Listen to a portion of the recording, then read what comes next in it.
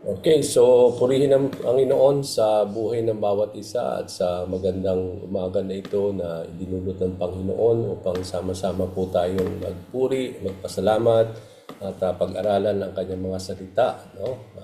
Tunay lamang na napakabuti ng ating Panginoon. So itutuloy po natin yung ating pong pag-aaral. Today we will be discussing about the Holy Spirit and His work. No?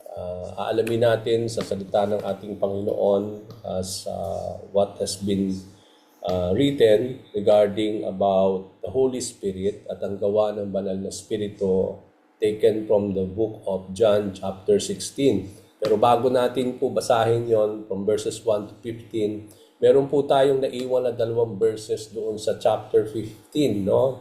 Na meron pong kinalaman din when it comes to the Holy Spirit. So babasahin din po natin yung John chapter 15 verses 26 to 27. Tapos we will continue reading from sa chapter 16 verses 1 to 15. Okay? So let's all read together. Can you open your Bible and let us read muna yung John chapter 15 from verses 26 to 27. It says here, "But when the Helper comes, whom I will send to you from the Father, the Spirit of truth who proceeds from the Father, He will bear witness about me. And you also will bear witness, because you have been with me from the beginning." Chapter 16, verse 1. "I have said all these things to you to keep you from falling away. They will put you out of the synagogue. Indeed, the hour is coming when whoever kills you will think he is offering service to God. And they will do these things because they have not known the Father nor me. But I have said these things to you, that when their hour comes, you may remember that I told them to you.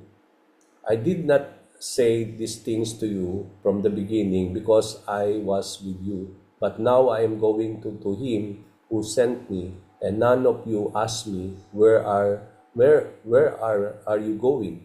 But because I have said these things to you, sorrow has filled your heart. Nevertheless, I tell you the truth. It is to your advantage that I go away. For if I do not go away, the Helper will not come to you. But if I go, I will send him to you. And when he comes, he will convict the world concerning sin and righteousness and judgment concerning sin, because they do not believe in me. Concerning righteousness, because I go to the Father, and you will not see me no longer. Concerning judgment, because the ruler of this world is judged. I still have many things to say to you, but you cannot bear them now. When the Spirit of truth comes, He will guide you into all the truth, for He will not speak on His own authority, but whatever He hears, He will speak, and He will declare to you the things that are to come, and will glorify me, for He will take what is mine and declare it to you. All that the Father has is mine. Therefore I said that He will take what is mine and declare to you. Okay, so purihin ang Panginoon sa kanyang mga salita sa umagang ito. Tatalakayin po natin today yung buong verses regarding the Holy Spirit, no? At hindi na po natin yan i-divide. We will tackle all those verses regarding the Holy Spirit. And before we go to that things na kailangan nating malaman regarding the Holy Spirit, yung sa ating pong last pag-aaral last time, no, we learn from what we have learned last time, that the world will hate us because they hated Jesus Christ first, no? At bilang mga disciples ng ating Panginoon, we expect na ang mundo ay kakasuklaman din tayo, or they will hate us as well. Now the disciples will be hated by the world because they are not of the world, no? Na yun yung isa sa mga dahilan na nalaman natin last time, that the world will hate the disciples because they are not of this world, because it is Jesus Christ who choose them to be out of the world. Okay? So nakita din natin doon sa ating pong pag-aaral last time the fulfillment of the Old Testament prophecy when Jesus Christ said that the world hated me without any reason or without any cause at all. So nung nangyari po yon, sabi niya, it is a fulfillment of what has been prophesied in the Old Testament times na the world will hate Jesus Christ for nothing at all. Okay, so nung nangyari yon, sinasabi ng Panginoon, it happened is because it is a fulfillment of what had been prophesied in the Old Testament times. Now, sa ating pong passage today, to connect it sa ating pong pag-aaral this morning, makikita natin dito sa si Jesus Christ disclosing further to the disciples regarding the Holy Spirit. Kung mapapansin natin, di ba nag-umpisa na tayo po ng pag-aaral natin regarding the Holy Spirit in chapter 14, no? Hindi ito yung unang beses na dinisclose ng Panginoon yung the coming helper or the coming advocate na kanyang ipapadala that will come from the Father.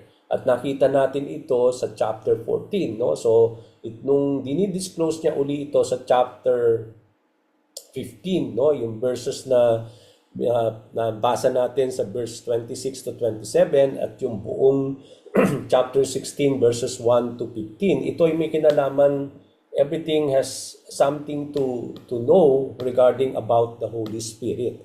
So ano ba yung nakita na natin dun sa chapter 14? Kung matatandaan ninyo, pinag-aralan natin at that particular time na dinisclose na ng Panginoong Hesukristo that regarding about the coming of the Holy Spirit. At kung hindi na po natin babasahin yon, pero kung maalala ninyo sa verses 15 down to 17 nung chapter 14, makikita natin dito na ang sabi to ng Panginoon that the Lord will ask the Father and He will give the disciples another helper. So, di ba nakita natin doon sa chapter na yon that it is the Lord who will ask the Father and it is the Father who will give another helper to the disciples. Nakita din natin doon sa passage na yon that Jesus conveyed that the helper, referring to the Holy Spirit, will be with them forever. Napag-aralan natin last time na yung pagdumating ang banal na Espiritu ng Panginoon, hindi na siya aalis sa isang taong kanyang kung saan siya mananahan, no? Compare with the Old Testament times, diba? Na-explain natin yan na kapag ang Spirit of the Lord will come upon a person in the Old Testament, He will depart from that person kapag na-fulfill na yung task kung paano through the Holy Spirit that has been given to Him, no? Pero dito, ang pangako ng Panginoon, the Holy Spirit will dwell forever upon the believers. Okay? So, doon natin nakita yon. Another thing na nakita natin sa chapter 14, verses 15 to 17, is that the Spirit of truth will dwell with them and will be with them, but the world will not able to receive the Holy Spirit. Okay, so the Holy Spirit will come, He will dwell to the disciples, sa mga believers, pero ang mundo, they will not able to receive the Holy Spirit. No? Yun yung nakita natin doon sa chapter na yun. So after disclosing to His disciples about the hatred of the world, no? Nakita natin sa buong chapter 15, doon natin makita na He talk about, not only He talk about the vine and the branches, but later on nag-shift siya about the hatred of the world. And then even immediately after He talk about the hatred of the world, makikita natin dito, Jesus Christ further disclose. Itinuloy niya yung kanyang disclose regarding the Holy Spirit to the disciples. No? Itinuloy niya yung mga bagay na dapat nilang malaman sa paparating na advocate or helper referring to the Holy Spirit. So sinabi ng Panginoon sa verse 26, no, nung ating pong binasa kanina, when He was disclosing further the Holy Spirit to His disciples, sabi niya, "But when the helper comes, whom I will send to you from the Father, the Spirit of truth who proceeds from the Father, He will bear witness about me." Okay, so dito makikita na natin yung further disclosure, yung mga iba't ibang mga work ng banal na Espiritu. Not only when it comes to us as believers of the Lord, pero may kinalaman din ang Holy Spirit when it comes to the Lord Jesus Christ, no? At dito natin makikita that ang sabi ng Panginoon that when the Helper will come, no, that will come out or He will proceeds from the Father, ang sabi dito, the Holy Spirit will bear testimony of the Lord. The Holy Spirit will not only help us as believers of the Lord, pero sinabi dito ni Jesus Christ that the Holy Spirit will also bear testimony or He will bear witness of the Lord Jesus Christ. Okay? So not only Jesus will ask the Father, nakita natin dito that it is Jesus Christ who will ask the Father for the Helper to come, but also it is the Lord Jesus Christ who will send the Holy Spirit. Kasi di ba nakita natin kanina sa chapter 14 from verses 15 to 17 na ang sabi ng Panginoon, I will ask the Father and He will give you the Holy Spirit. Pero makikita natin dito sa ating binasa sa verse 25 down sa verse 26 that ang sabi ng Panginoon, it is the Lord Jesus Christ who will send the Holy Spirit who will proceeds from the Father. So the Holy Spirit will come and proceeds from the Father. And it is Jesus Christ who will send the Holy Spirit. Okay, so yun yung makita natin dito. Another thing na nakita natin sa verse na yan, sa verse 26, is that the Holy Spirit will bear, sabi natin, being prepared here as the Spirit of Truth. Okay, so isa sa mga katotohanan na patungkol sa banal na Espiritu, as the Lord discloses it, no, in these verses, ni-repair niya yung coming helper, no, referring to the Holy Spirit as the Spirit of Truth. Okay? And because He is the Spirit of Truth, ibig sabihin niyan, He will always lead and bear witness to what is the truth. Okay? Siya yung magli-lead, siya yung magbe-bear testimony always regarding what is truth. It's because He is the Spirit of Truth. Kaya sa ating buong buhay, isa sa mga blessing ng banal na Espiritu sa atin bilang mananampalataya, bilang mga tagapagsunod ng ating Panginoon is that when the Holy Spirit will come upon us, He will always not only bear testimony of what is truth, no, sa ating buhay, but He will always lead us, no, to what is truth. Kaya napaka-importante that we rely on the guidance of the Holy Spirit kasi it is the Holy Spirit na makapagdadala sa atin at makakapag-guide sa atin upang matunto natin yung lahat ng mga katotohanan. Alam natin mga kapatid, dito sa mundo na ating pong kinalalagyan, napakaraming kasinungalingan, no? Yung mga bagay na akala natin mga ay tama o totoo. Pero ang maganda nito, kapag nandito ang banal na Espiritu sa ating pong buhay, ito ang mag-guide sa atin upang malaman natin ang mga katotohanan among the mga kasunungalingan upang matama po yung ating mga buhay. No? And He will always lead us into the truth because He is the Spirit of Truth. Now, maraming beses, we are not referring to the Holy Spirit as something it. No? Di ba? Parang bagay lang siya, kaya hindi siya, sometimes ni-repair natin ang ginagamit nating salita, it, no? Pero we know that the Holy Spirit is a person because He speaks, no? Meron siyang feelings, so He is a person. Kaya hindi natin pwedeng sabihin na we refer to the Holy Spirit as it, but we always use the word His, no? Or, no? That we always refer Him as being He or His, no? Or Him, di ba? Kasi because He is a person. So dito, the Holy Spirit will bear witness and testify about Jesus Christ. So one of the work of the Holy Spirit when He comes, He will bear testimony of the Lord.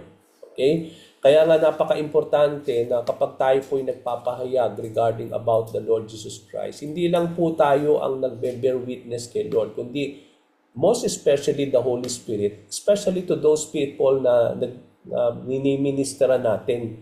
No? Ang nagpapatotoo actually sa mga tao kapag tayo nagpapahayag patungkol sa Jesus ay hindi talaga actually us. No? Kasi paano nila paniniwalaan yung ating mga sinasabi? So, but it is actually the Holy Spirit who is working with us that will bear testimony sa mga bagay na ating sinasabi patungkol sa ating Panginoon. Kaya ang banal na Espiritu ang magbe-bear witness, magte-testify about the Lord kapag pinapahayag natin yon sa mga tao. So, dito makikita natin that one of the work of the Holy Spirit that He will always witness about the Lord.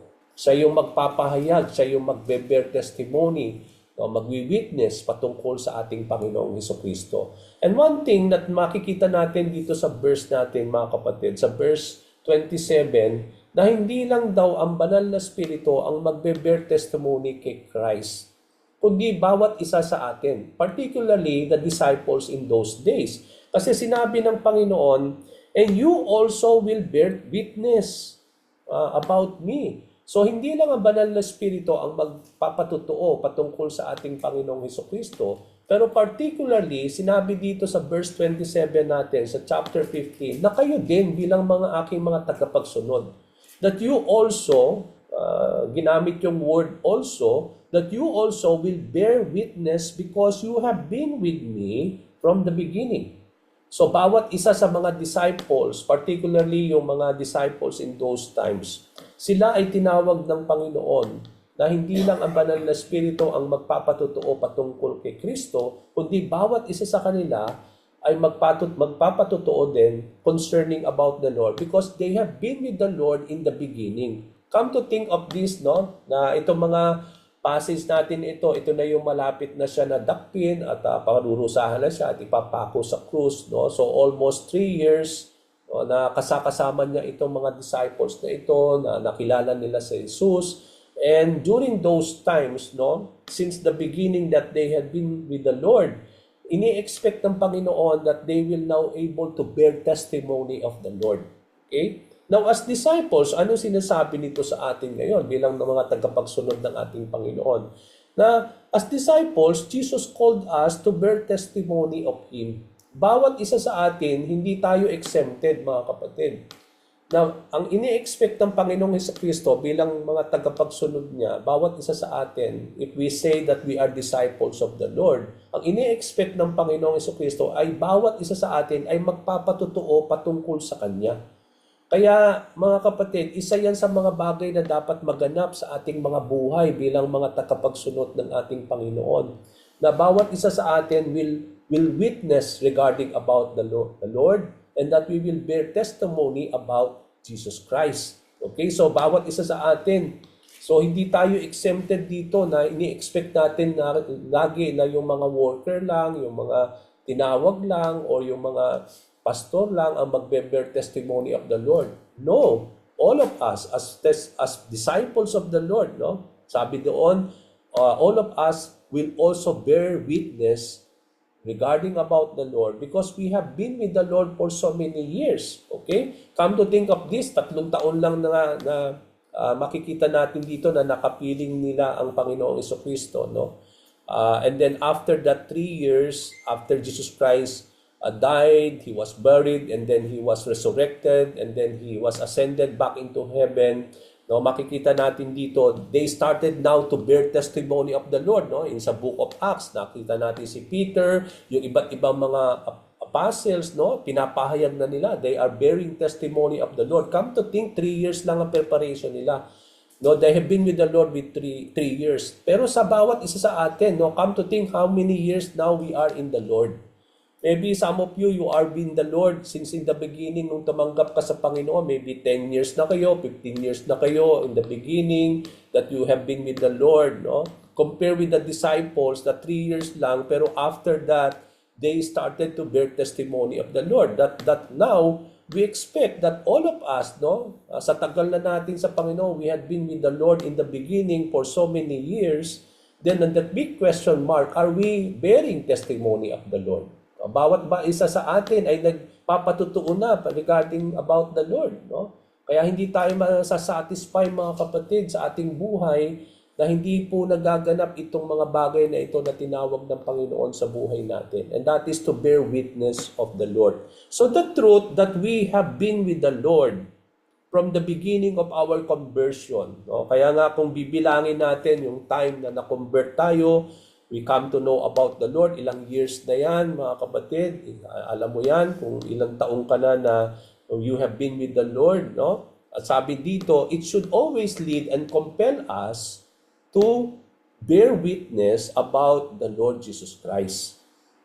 Kaya nga, napaka-importante na ito ay maganap sa buhay ng bawat isa sa atin. Ngayon, nung sinabi ng Panginoon that the Holy Spirit will bear witness of me, but you also will bear witness of me, that you will bear testimony of me because you have been with me in the beginning.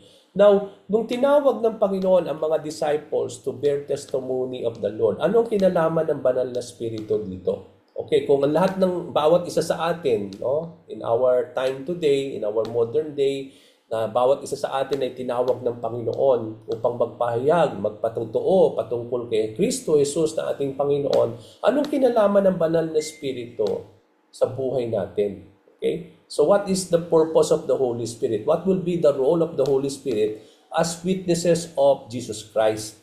So kung babalikan natin at titingnan natin yung Acts chapter 1 verse 8.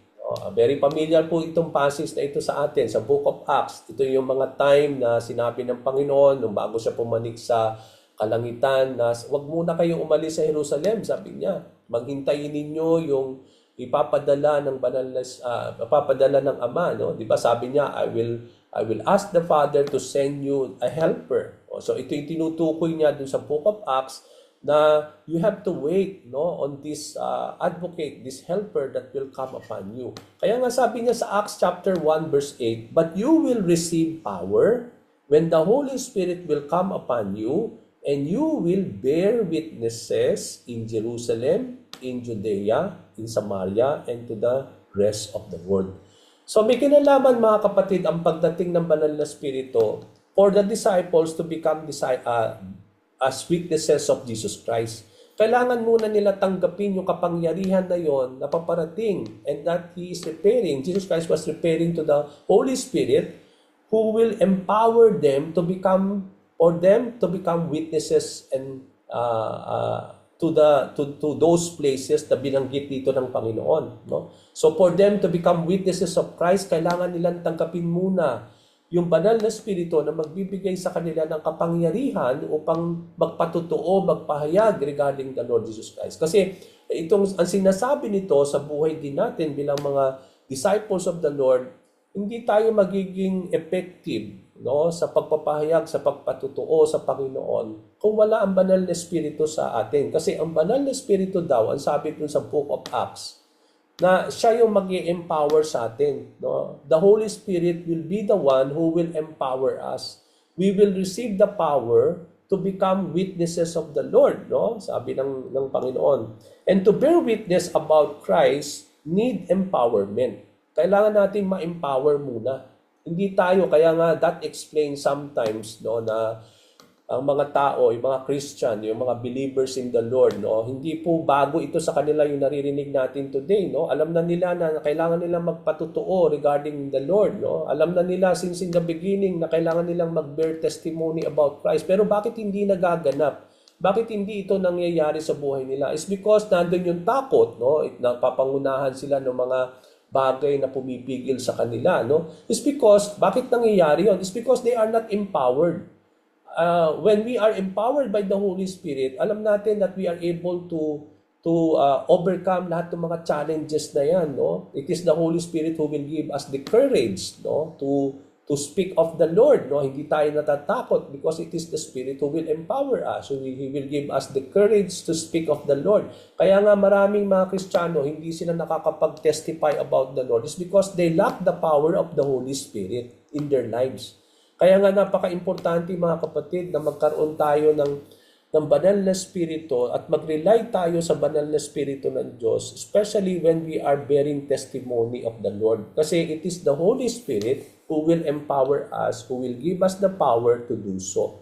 It is the Holy Spirit, sabi nga natin, that will give us the power to become witnesses as we testify about the Lord. Okay, so without the Holy Spirit, we cannot really testify about the Lord. Kaya nga sinabi ni Lord, do not go out yet, no, out of Jerusalem, but wait on the power that the Father will send, because you need that power to become witnesses in Jerusalem, in Judea, in Samaria, even to the farthest part of the world. Now, yung scope, mapapansin natin dito, although wala pa tayo sa Book of Acts sa ating pag-aaral, pero mapapansin natin dito yung scope kung paano magpapahayag yung mga disciples. Sabi niya, you will bear witnesses muna sa Jerusalem. Kung mapapansin ninyo, papalayo. Okay? From inside out. Okay? So, mapapinsan natin, they will start first in Jerusalem, and then after that, they will go in all parts of Judea, and then in all parts of Samaria, and then after that, makikita natin to the rest of the world. Okay, so makita natin dito, mag-uumpisa muna sa Jerusalem, tapos pupunta sa Judea, and then it will reach Samaria, and then to the rest of the world. Kung mapapansin natin dito, mga kapatid, in the Book of Acts, napakaganda na nakita natin kung paano nangyari po yan. Na nung after they have been empowered by the Holy Spirit, di ba nakita natin na lumago yung gawain sa Jerusalem. And then here comes the early church, na start, na build up yung early church. And then after that, di ba, after sa Jerusalem, kumalat na sa Judea, all parts of Judea, and then the rest of Samaria. And then here comes Paul, at yung mga disciples, wherein hindi na po na-contain o na-limit yung gospel sa Jerusalem, sa Judea, Samaria, but then it reached even the different parts of the world, through dun sa mga missionary journey ni Paul, kaya nga kumalat sa iba't ibang mga part of the world, particularly yung Rome. Okay, so makita natin dito that even it reached Rome, yung sabi nga natin, the center of ng lahat ng bagay ng mga panahon na yon during the Roman Empire. Makita natin kumalat talaga yung ebanghelyo. At nakita natin dito bakit nangyari yon is because the apostles were empowered to do so. They were obedient to the commandment of the Lord, when they were called by the Lord to preach the gospel to all the world. At makikita natin dito, ganun din sa ating mga buhay. Kung i-apply natin itong scope of Jerusalem, Judea, Samaria, and to the rest of the world, in our lives, saan ba tayo mag-uumpisa, mga kapatid, sa pagpapatutuo regarding the Lord? Siyempre, una-muna yung Jerusalem natin. Ang Jerusalem natin, ito yung malapit sa atin. At sino yon? Mga pamilya, isn't it? Mga tao na parang malapit sa atin, bago tayo lumayo. Kasi come to think of this, bakit tayo kagad pupunta sa napakalayong lugar sa Judea, Samaria, sa pagpapahayag? Kung hindi natin uunahin yung mga tao na nasa malapit sa atin, yung ating Jerusalem, Hindi po pwedeng maiwan yung mga pamilya natin. So, ini-expect ng Panginoon na sa pagpapatutuo natin regarding the Lord, uunahin natin yung mga tao malalapit sa atin. Yung mga pamilya natin, yung mga mahal natin sa buhay, sila yung Jerusalem natin. Hindi tayo pupunta kagad sa Judea at Samaria na hindi muna nagpapatutuo sa ating mga pamilya tungkol sa kay Kristo Jesus. Okay? So parang out of context tayo na hindi ko maiintindihan kung tayo ay nagpapahayag. Kailangan natin pumunta sa iba't ibang mga lugar pero naiiwan yung pamilya natin regarding sa patungkol sa Panginoon. So bago tayo pumunta sa iba't ibang lugar, kaya nga makita natin dito, Jerusalem muna, yung mga closest friend natin, mga pamilyang malapit sa atin, and then before we go to the outer mga friends, so yung makita natin inner circle muna ng mga tao, and then we can see here inside out, papalabas, even to the point na ito'y makakarating sa iba't ibang mga lugar, through us, when we bear testimony of the Lord. Now, ang tanong ko po today, how many years you are now in the Lord? Hindi ko na po tatanungin yan. Alam ninyo, kayo mismo makapagsasabi kung ilang taon na kayo kay Lord. Okay, so, compare with the disciples na 3 years lang sila with the Lord, pero they become faithful, and they have been empowered, So, mas higit lalo tayo. Kasi kung more than 3 years na tayo sa Panginoon, yung mga disciples nga, 3 years lang they have been with the Lord. Since in the beginning, they have found the Lord, no? So sa atin, 10 years na yung iba sa atin, compared na 3 years lang yung mga disciples. So, mas lalo siguro, lalo tayo magagamit ni Lord. Kasi we have been with the Lord for so many years now, no, mga kapatid. So, sabi natin, out of those years, are we really bearing testimony about the Lord? Ito ba'y nagaganap na po sa buhay natin, mga kapatid? It is an eye-opener again sa atin, no? As we ponder upon these words of the Lord today, na tinawag tayo, mga kapatid. And don't forget that we are witnesses of Jesus Christ, no? Hindi tayo pwedeng tatahi-tahimik. Hindi tayo pwedeng parang hindi tayo magpapatotoo. Yun tayo. Tayo yung mga disciples na tinawag na magpatotoo. Yun ang ibig sabihin ng mga disciples, tagapagsunod. Hindi tayo magiging silent followers of the Lord, but we are followers who will bear testimony of the Lord. At kapag magbe-bear testimony, hindi pwedeng silent. Kaya nga nagte-testify ka, no? Kaya nga ipinapahayag mo ng iyong mga bibig ang patungkol sa ating Panginoon. So Jesus is expecting you and me, mga kapatid, to bear testimony about the Lord. Kasi yun ang sinabi ng Panginoon dito sa verse na ito. So there are many things that the Lord discloses to the disciples. No? Come to think of this, no? Kung titingnan ninyo yung Bible ninyo, nung nag-umpisa tayo sa chapter 13, chapter 14, chapter 15, tapos dumating na tayo sa chapter 16, kung ang Bible ninyo ay meron yung red na mga words, no, na 'di ba may Bible na kapag nagsasalita si Lord, red ang na makikita niyo sa Bible ninyo, red yung kulay. Okay? So mapapansin niyo from chapter 13 down to our chapter, it is the Lord who is talking. Okay? Maraming siyang sinasabi, no? Beginning chapter 13 nung Last Supper, and then nakita natin sa chapter 14, sa chapter 15 is talking about yung the vine and the branches, no? So, ang dami niyang ipinapahayag, no? Dun sa mga chapters na yan, sa mga pagkakataon na yan, na ang dami niyang dinidisclose sa mga disciples. Kaya nga sinasabi niya dito that I tell you all these things, no? Ipinapahayag na niya ito sa kanyang mga disciples. Na makikita natin starting from verse 13 up to our chapter today, verse 16, it is the Lord who is disclosing many things to the disciples. No? Ang dami, no? Makikita ninyo, na kaya mapapansin ninyo doon sa Bible ninyo, kung ang mga words of Jesus Christ ay naka-red, panay red ang makikita ninyo dyan sa mga chapters na yan. So, ang dami niyang sinasabi sa mga disciples. No? Even sa ating pong chapter today, no? In verse 16 regarding the work of the Holy Spirit. Now, why the Lord was telling all these things, no? Yung mga lahat ng mga bagay na yan, bakit i-disclose niya yan sa kanyang mga disciples? Lahat-lahat ng mga bagay na kanyang ipinapahayag, no? Regarding about many things. Now, there are many reasons bakit nagpapahayag na si Lord ng napakaraming bagay sa kanyang mga disciples, no? Doon sa mga chapters na yan, particularly in our chapter today. Yung unang-unang reason na makikita natin dito is because bakit nagpapahayag na si Lord ng napakaraming bagay? Kasi malapit na yung pagkakataon and it will soon come that the disciples will be left behind, no? At alam natin that He will come back or He will go back to the Father after the completion of the work on the cross.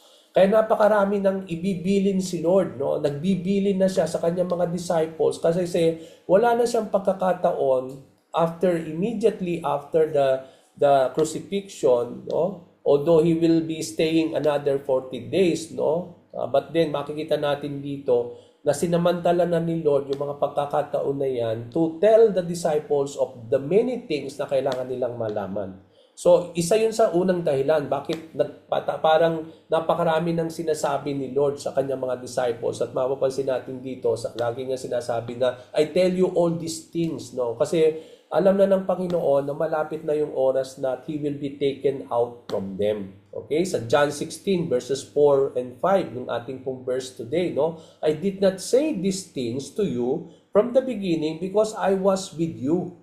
But now I am going to Him who sent me. So, ang sinasabi dito sa verse natin, sa chapter 16, verse 4 to 5a, nung mga una, hindi pa daw niya ito sinasabi sa kanila. I did not say all these things to you from the beginning because I was with you pa. No, yung marami pang oras, no, that they have been with the Lord for so many years, no, At during those times that the Lord was with them, no, hindi pa niya ipinapahayag itong mga bagay na ito. But then, sabi dito that I am now that he is now disclosing these things to them because he is now going back to the Father who sent him. Okay, kaya nga dahil malapit na siya, no, hindi niya ipinapahayag ito ng mga panahon na nandun pa siya sa mga disciples, that they have all the time to be with the Lord, no? That sabi doon, I did not say all these things, no, because I am still with you. Okay, but now that he will be taken out from them, kailangan na ni Lord na magpahayag itong mga bagay na ito na dapat nilang malaman. So Jesus did not disclose these things because he was still with the disciples in those times, no? And alam natin, di ba, sa ating buong buhay, you can relate, no, na talagang you will agree with me. Di ba, kapag ang isang tao malapit ng bawian ng buhay, ang daming mga bilin na, no? Di ba, very natural yan sa atin, no? Very natural yan sa isang tao na kapag alam niya na malapit na siyang bawian ng buhay, ang dami na niyang dinidisclose, ang dami na niyang gustong masabihin, no, sa mga tao na maiiwan niya, no. Very natural 'yun. And ganun din ang nangyari sa ating Panginoon, no, na sinasamantanalan niya yung mga pagkakataon that they have been with the Lord. That's why he is disclosing all these things to them. Okay, another reason bakit now the Lord is telling all these things to the disciples is because sabi dito sa ating verse 1 of chapter 16, no, I have said these things to you, referring to dun sa napakaraming sinasabi niya starting sa chapter 13, 14, 15, now we are in chapter 16. Sinasabi niya dito, I am telling you all these things, no? Yung lahat-lahat ng sinasabi niya from these chapters. Why? Is because sabi dun sa verse 1 of chapter 16, to keep you from falling away. Okay, so that is the second reason bakit ipinapahayag na ni Lord yung mga maraming bagay patungkol sa mga disciples, not because soon he will be taken out from them, but another reason, sabi ni Lord, why he's telling these things to them is because to keep them from falling away. Okay? So, ibig sabihin, it is still possible for the disciples to fall away, no? To fall away. Kasi kung hindi possible yon, bakit sinabi dito ni Lord? No, ibig sabihin, kailangan niyan sabihin itong lahat ng mga bagay na ito to keep them from falling away. Kasi merong possibility that they may also fall away. So, ibig sabihin nito, to fall away from where? Okay, so ang tanong natin, ano ba yung falling away? Ano yung nire-refer dito that we will fall away? From our faith. Yun ang ibig sabihin yan. Kasi kung titignan natin, kung babasahin natin yung John chapter 16 verse 1 sa ibang translation, sa ibang mga translation, particularly yung New Living Translation, kung babasahin natin yung verse 1, chapter 16, ang sabi dito, yung falling away dito, ang binanggit dito sa New Living Translation is that they will abandon their faith. So, sa NIV, sa ESV, ang ginamit dito, falling away. No? Falling away from where? From their faith. Kasi doon sa New Living Translation, ang ginamit doon, that the Lord is disclosing these things to them so that they may not abandon their faith in the Lord. Yun ang ibig sabihin dito. So yung to fall away pala is to abandon your faith in the Lord. And there's still possibility for these disciples to fall away and to keep them from falling away from that faith. Kailangan ni Lord na sabihin itong lahat ng mga bagay na ito.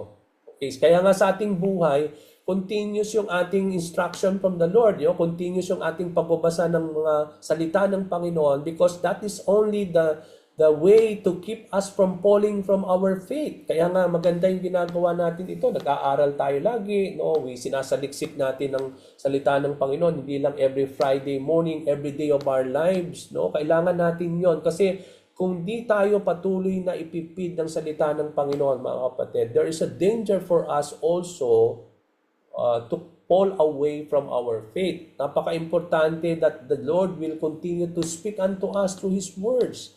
How does He speaking to us? He's speaking to the Bible to us. Kaya nga napaka-importante that we need always to read His words through the Scriptures.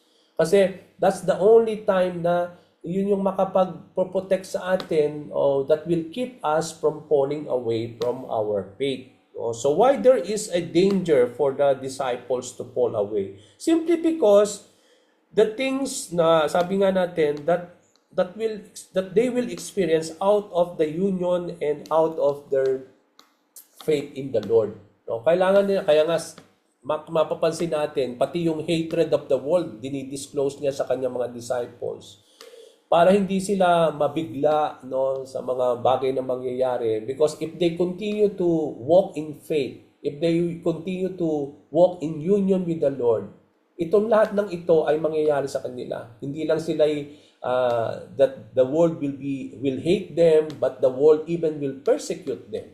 Okay, so dito, kung hindi tayo malakas-lakas, no, bibigay po tayo when we are being persecuted. We will give up our faith, no? Kaya nga we are still blessed, no, bilang mga disciples, because we are not being persecuted, no? Actually, hindi naman tayo na-persecute sa UAE, no? Pero yung mga ibang mga Kristiyano sa iba't ibang mga lugar, na-persecute sila sa kanilang pananampalataya, sa kanilang pananalig, sa kanilang union with the Lord, no? But they continue to walk in that union with the Lord, no? Even to the point that they are willing to suffer, that they are willing to be persecuted for their faith in the Lord. Okay, pero kung hindi malakas-lakas ang pananalig natin kay Lord, na hindi tayo talagang well-versed and we are not growing in the words of Christ, no? Madaling i-abandon po, no? Considering na kaya nga yung iba, kung mape-persecute, they will not really, that they will not be ready on it. No? Kaya nga siguro maraming beses na bakit ang mga taong Christian nagtatago-tago sa kanilang mga faith is because they don't want the world to know that they are believers in Christ, because hindi sila ready na ma-persecute. Kaya nagtatago-tago sila. But then in our lives, we should not be. Kaya nga, sabi doon, as believers in the Lord, we need to be tayo magte-testify, magwi-witness to the point even na tayo po'y mape-persecute in doing that. Okay, so yun po yung makikita natin dito, no? So actually sabi nga natin, no, na isa yun sa mga makikita natin na sinasabi dito ni Lord, no? So there are many things that the Lord was disclosing for them so that hindi sila makot in surprise, so that they may keep their faith and they may not keep from falling away. So, lalo na sa mga mangyayari sa kanila out of their faith in the Lord. Okay? So, last week, we discussed, mga kapatid, that the disciples will be hated by the world and they will be persecuted, no? Because of their union, because of their faith in the Lord, no? So, Jesus said in verse 2, that they will be put out of the synagogues because of the Lord. Okay, they will be kicked out of the synagogue because of the Lord Jesus Christ. Sabi nga natin dito na isa yun sa ini-expect ng Panginoon, no? Na because of their faith in the Lord, they will be put out of synagogues, and entering and being in the synagogue is very essential for the people in those times, no? Dahil even kay Lord, di ba? May mga pagkakataon that He always enter the synagogue, no? Kasi yung synagogue in those times, ito yung mga gathering of the believers, no? Where they read the word of the Lord and then they contemplate on what they have heard from the Lord. So, yung mga panahon na yon, yung very essential yung synagogue, no?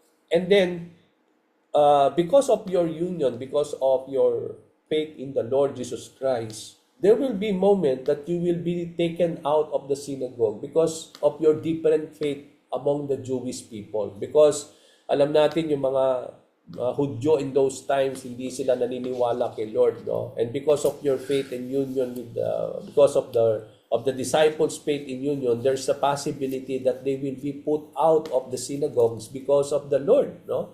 At ito yung mangyayari daw sa kanila.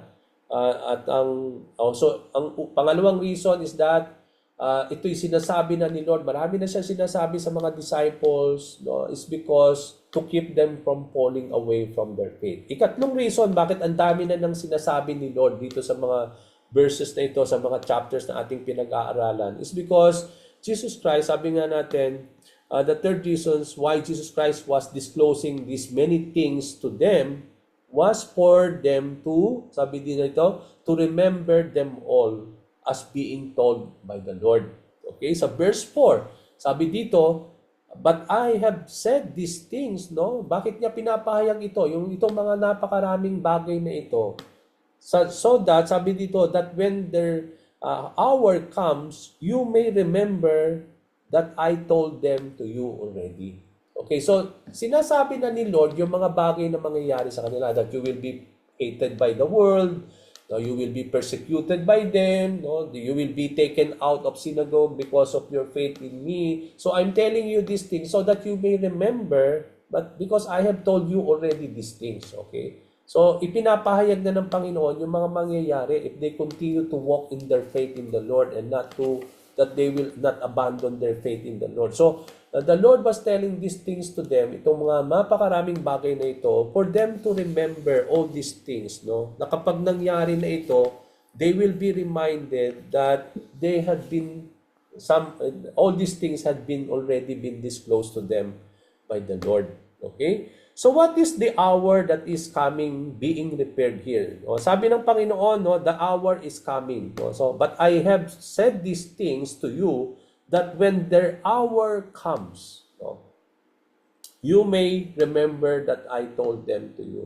So ano yung binabanggit dito na hour na paparating? No? Yung kanilang araw na oras na paparating. No? Their hour is coming. No? Ano yung sinasabi doon? Ano yung hour na yun na paparating being referred in this passage? So, sa verse 2, makita natin, they will put you out of the synagogues. Sabi dito, indeed, the hour is coming. Okay? So, may binanggit na naman na hour doon is coming when whoever kills you will think he is offering service to God. Okay? May araw daw na paparating na yung mga tao dahil kainisan nila yung mga believers, yung mga disciples, and they will persecute them, they will kill them, ang akala nila, they are offering service to God. Na darating daw yung pagkakataon na yon na akala nila yung mga ginagawa nila sa mga Kristiyano in those times, yung tinutugis nila sa mga Kristiyano, they put them into prison. Remember Paul, no? Remember that they killed them, no? Sabi dito, na sabi ni Lord that the hour is coming when whoever kills you, no, will think he is offering service to God. Na ang akala nila, yung time na yon, mga oras na yon na paparating, na akala nila tama yung ginagawa nila, na sila yung tama, yung mga mananampalataya ang mali. No, kaya nga ginagawa nila ito dun sa mga believers, no. Na parang akala nila they are offering service to the Lord when they kill, when they persecute, when they hate the believers in Christ. Okay, so that is the hour also being referred here. Yung oras na yon, na yun ay mangyayari, sabi dito.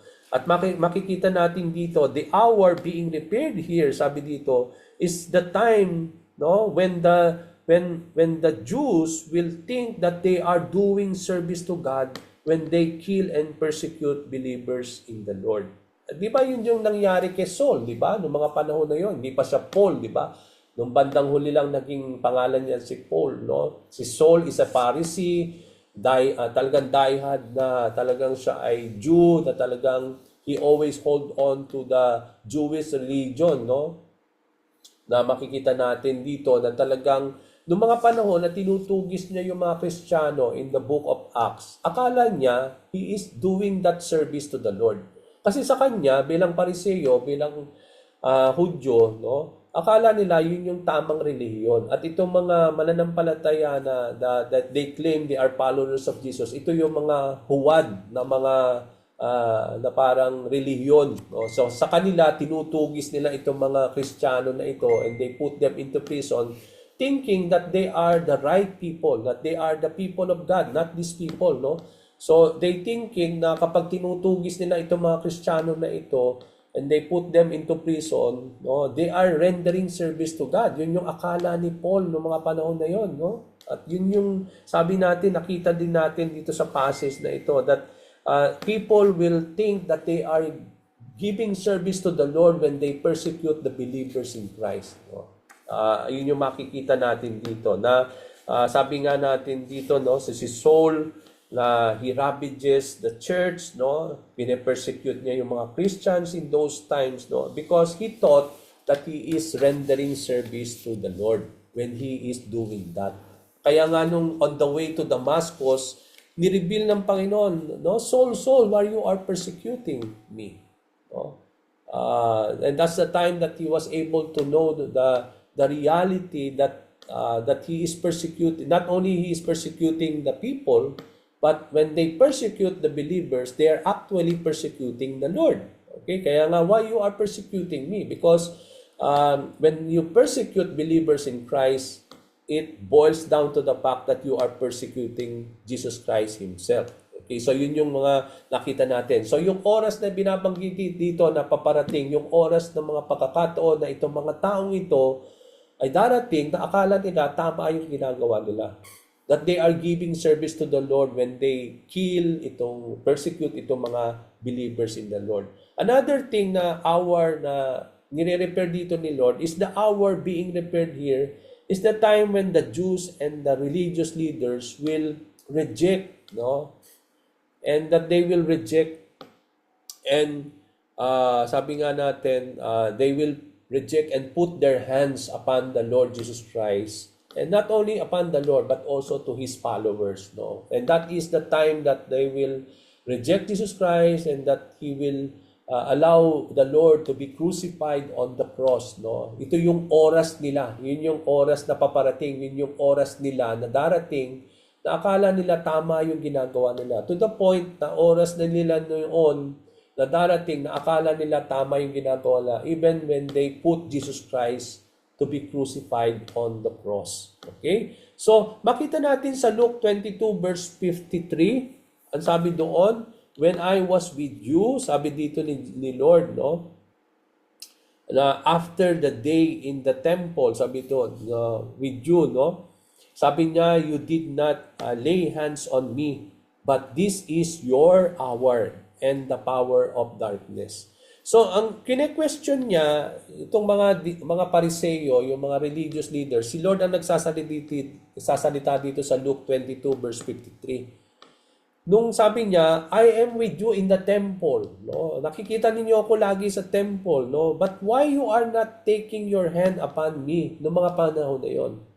Pero sabi niya, but this is your hour. Ibig sabihin, dumating na yung oras na yon, and even the power of darkness, the hour of the power of darkness has come when the Lord will be put into a trial and they will crucify Him. Okay, so noong mga panahon na yon, hindi pa nangyayari yun. Madalas naman yan nakikita si Lord kasi hindi pa oras nila. Pero nung dumating yung oras nila, sabi ng Lord, but this is your hour. Ang nire-repair na oras dito, yung hour nila na dumating for them to do that they think that they need to do regarding about the Lord, no? Because they thought that when they do that, they are actually giving service to the Lord, no? Yun yung akala nila, but actually it is not, no? So why they, sabi dito, why they will do these things? So bakit nila gagawin ito? So why they think that why they will persecute the believers, why they will kill them, why they will kick them out of synagogue, no? Because ang sabi ng Panginoon, mangyayari lahat yan is because they have not known the Father nor me. So ibig sabihin, yung mga taong ito who will do all these things, no, who will hate the disciples, who will persecute them, who will kill them, no, thinking that they are doing these things for God, they actually will do all these things, no, lahat ng bagay na yan. Anong dahilan? Sabi ni Lord is because they have not really known the Father nor me. Ibig sabihin, hindi nila talaga lubos nakakilala ang Diyos Ama, hindi lang ang Diyos Ama, kundi ang ating Panginoong Kristo. Kasi kung kakilala nila actually si Lord God in heaven, the Father in heaven, and even they came to know about the Lord Jesus Christ, they will not do these things to the Lord, no? They will not really, even His followers will not really be persecuted, no, out of their faith in the Lord if they have come to know about Jesus Christ, if they have come to know about the Father.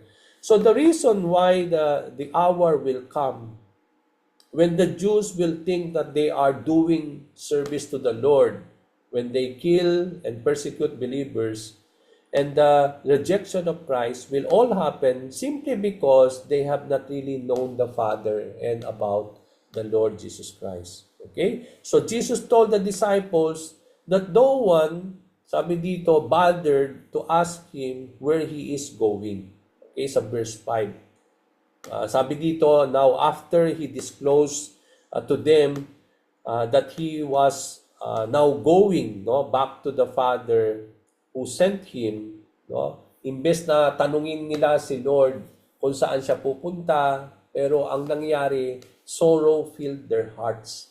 Okay, kaya nga dito makita natin dito why he is saying so many things, no, doon sa mga chapters na ito nating nakita sa 13, 14, 15, dito sa chapter 16 talking about the Holy Spirit is because he is now starting to comfort them, no, because sorrow filled their heart, no, nung nalaman nila na everything that will come to happen, that the Lord will be taken out of them, no, as if na parang akala nila they will be abandoned by the Lord, kaya nagkaroon po ng sorrow yung na feel yung kanilang mga heart ng sorrow. Kaya sa maka-importante, sabi dito that the Lord will continue to comfort them, no, out of these words na kanyang ibinibigay sa kanila. So sa verse 7, makita natin dito that although the disciples were filled with sorrow, but it was for their advantage that Jesus needs to go away. Alam ng Panginoon na alam na niya na they will be filled with sorrow because of the fact that Jesus Christ will left them behind, no? Sabi nga natin doon sa last mga pag-aaral natin na you cannot follow me at the meantime, no? Even though you want to follow me, even though you want to go to where I will be going, you cannot follow now. But they will follow later, no? So, nalungkot sila, nagkaroon sila ng sorrow in their hearts. Kaya dito, the Lord was comforting them. At napaka-importante dito in comforting them na sinabi ng Panginoon na it is for your advantage, no? It is for your blessing why I need to go away. So yung pag-alis ni Lord pala is an advantage to them, not a disadvantage, no? Na hindi talaga dapat na sila'y malungkot or they don't even to have sorrow to fill their hearts because it is for their benefit. It is for their advantage that the Lord Jesus Christ need to go away. So, na lahat ng mga bagay na yan ay dapat mangyari. Okay, why? Because sabi nga ng Panginoon, it is for your advantage that I need to go. So, one of the advantage here is, mga kapatid, ang sabi niya sa verse 7, no? Now, why is it essential for Jesus Christ to go away and leave the disciples? Sabi po sa verse 7, nevertheless, I tell you the truth, that it is for your advantage that I go away. For if I do not go away, the Helper will not come to you. So, kailangan na umalis si Lord for the Holy Spirit to come. Okay, kasi yun yung advantage, yun nga yung blessing, no, na sinasabi dito, that it is important for Jesus Christ to leave them behind and for the Lord to come back to the Father, because when the Lord will be there now, it is the Lord who will send now the Holy Spirit, no? So if Jesus Christ will not go, no, and he is the one who will send the Holy Spirit to them, no, how essential it is for the Lord to go for the Holy Spirit to come. Kaya nga napaka-importante yung pag-alis ng Panginoon, no? It's because till the time of his coming back again on the second time, no, na talagang hindi talaga iniwan ng Panginoon na orphan or by themselves sa mga disciples. Even in our time today, no, that as we wait upon the coming of the Lord, no, hindi tayo nag-iisa because He has given us the Holy Spirit that nagko-comfort sa atin, na nagre-remind sa atin ng lahat ng mga bagay na patungkol sa Kanya, no, until the time that the Lord will come back soon. Okay? So, it is essential talaga.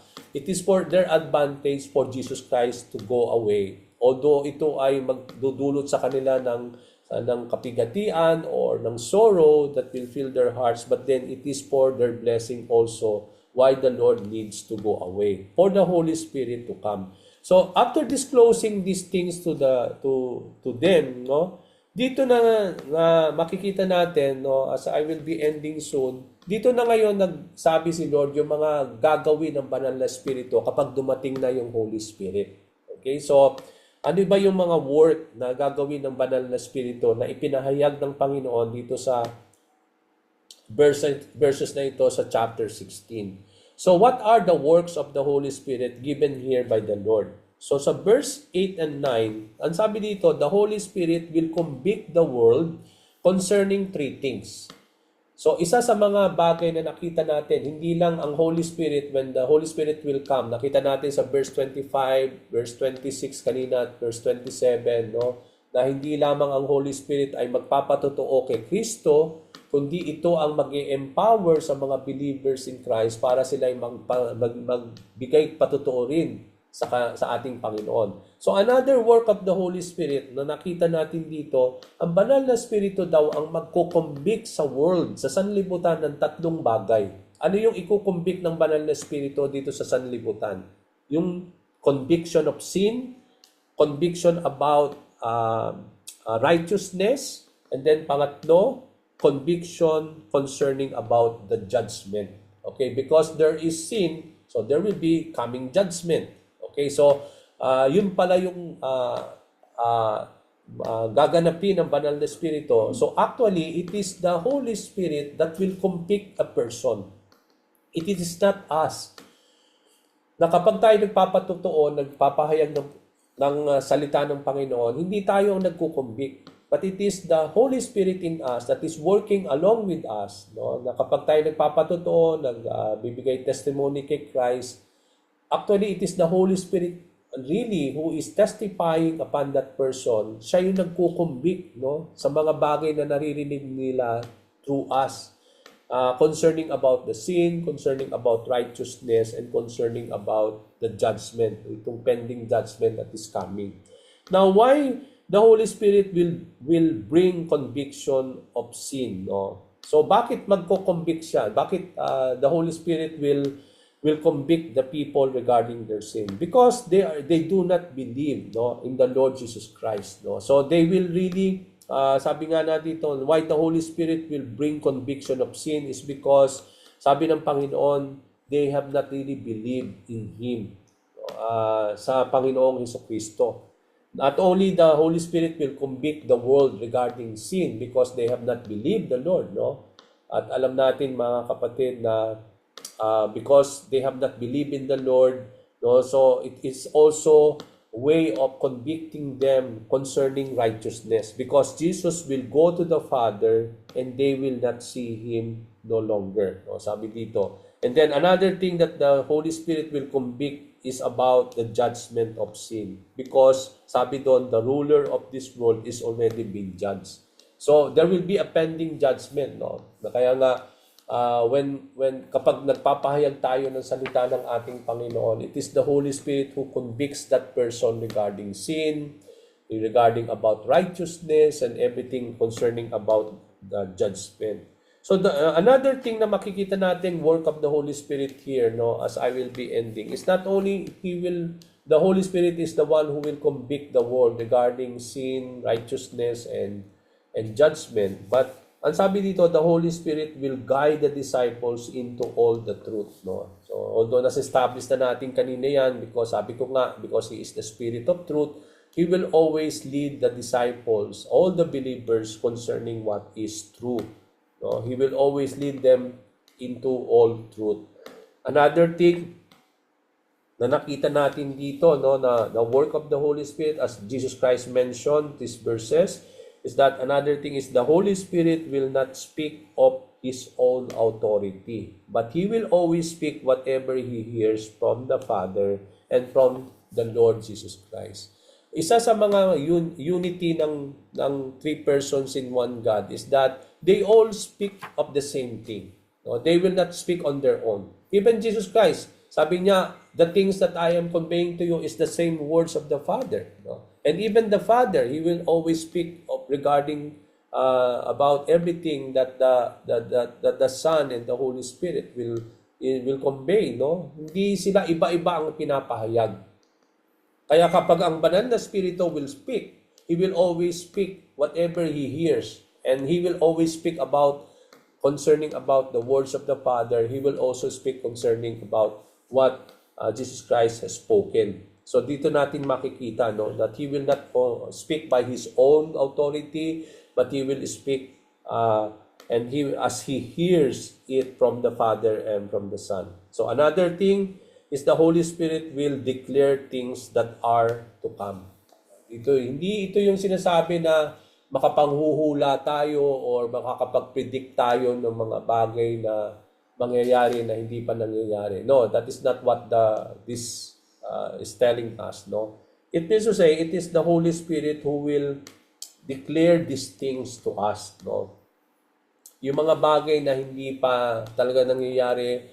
No, He will always declare that. He will always remind us of all these things na hindi pa nangyayari. No, as what the word of the Lord had written in His words. No, it will be declared to us by the Holy Spirit.